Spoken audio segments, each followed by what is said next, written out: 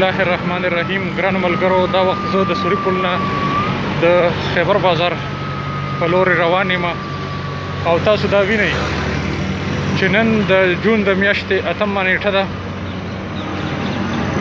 او لا تر اوسه پورې هم تاسو په خپلو سترګو وینئ چې بي آر ټي کنسټرکشن تر څومره پورې ورسېده.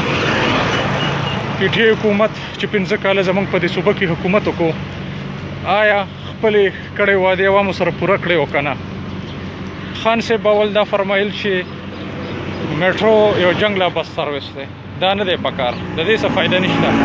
خو ولې هم هغه د میټرو چې دوی ورته د بي آر ټي نوم ورکړی دی په پېښور کې ابتدا وکړه او دا حال تاسو په خپلو سترګو وینئ.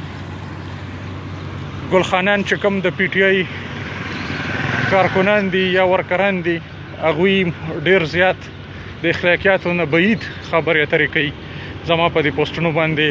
خو د الله فضل دی چې زما تربیت څه په داسې طریقه شوی دی چې زه اخلاقیاتو نه بعید خبره نه کوم. تاسو ته زه په خپله دا ښیم، په خپله تاسو وینئ چې دا څه حال دی. وګورئ، دا پېښور دی. آیا زمونږ څه ګناه ده چې ښکلی د ګلونو ښار پېښور یې راله دې سټیج ته ورسولو؟ ګرانو ملګرو، فیصله تاسو په خپله وکئ.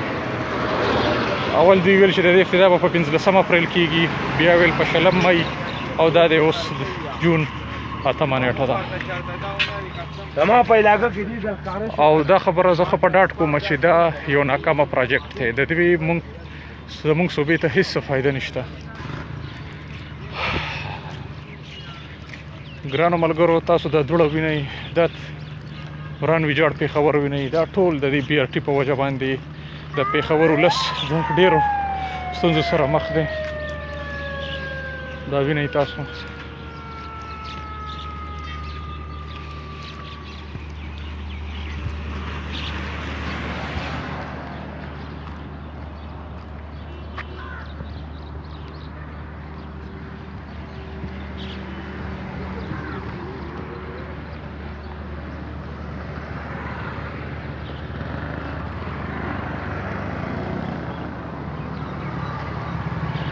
ګرانو ملګرو، دا د اوس زه LRH هسپتال ته د سوري پل نه رسېدم.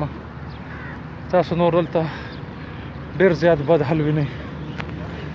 دا هغه روډ دی چې په دې باندې د LRH هسپتال 2 ګیټ دي چې پکې مریضان وغیره بدن نه کېدل هسپتال ته. خو ولې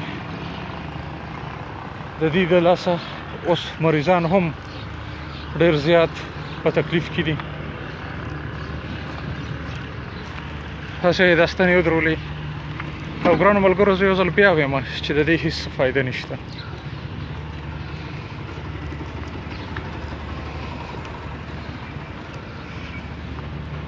دوی وایي موږ به تاسو له ډېر ښه د ټرانسپورټ نظام جوړ کړو.